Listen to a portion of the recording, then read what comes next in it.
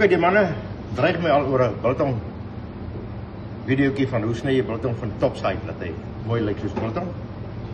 Ek het julle in die vorige video gewys hoe sny jy die biltong kop af, die kop van die topside wat is sy flap aan het nie, die ander deel maak ons bors.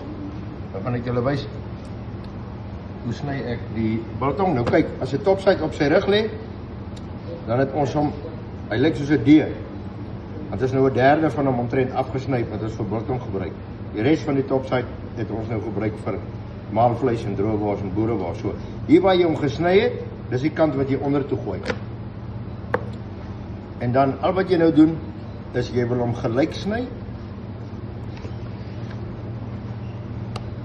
Nou hierdie is nie seeningvleis nie. Hom kan jy nou 'n lekker chili bite sny as jy hom dwars oor die draad sny.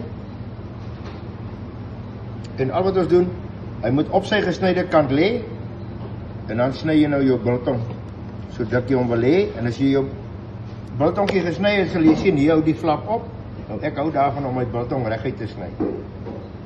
Hierdie is droëwors, mins, boerewors, al daai daar. Is nie seenings in nie. Sien, hier kom die flap nader. Ons wil nie die flap op die biltong hê nie, want hy's taai. Ons sny hom af, hy maak die lekkerste maalvleis. En doen ons die res tot hy klaar is. En dan kyk ons daar gaan weer 'n stukkie flap kom. Ons wil nie daai stukkie flap op die biltong hê nie, ons sny hom af. Sny hom gelyk. Laat ons lekker topside biltong en die res raak boerewors en maalvleis. Right, ek nog eenetjie vat.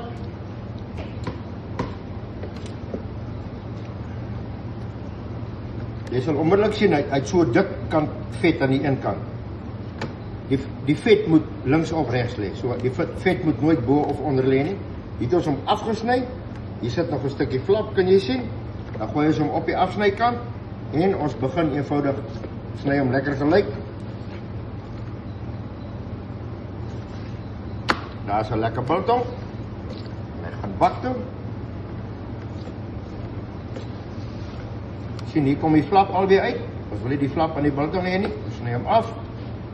Sny hom gelyk. Topside biltong. Het hy nie 'n flap aan nie. Pragtig, lyk so silverside. En hy's 10 keer sagter as silverside. Hierdie netjies baie keer tot die ou mense wat die tande het, die kry om geëet.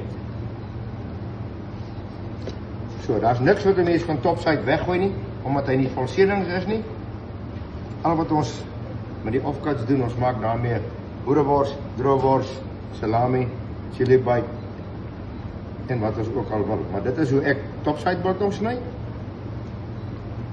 Net hierdie harde dik vet kom, jy kan nou vas. So, hierdie vet gaan wors toe, boerewors, maalvleis. Daar sit 'n stukkie flap, ons wil hom nie hê nie. En as jy sien die vet is baie dik, dan haal jy eenvoudig van die vet af. Daai vet gaan boerewors toe, maalvleis toe. En dan het jy lekker geel vet topside biltong. En daar's my videoetjie. Nou kan jy dit speserye 3 dae laat lê en ophang.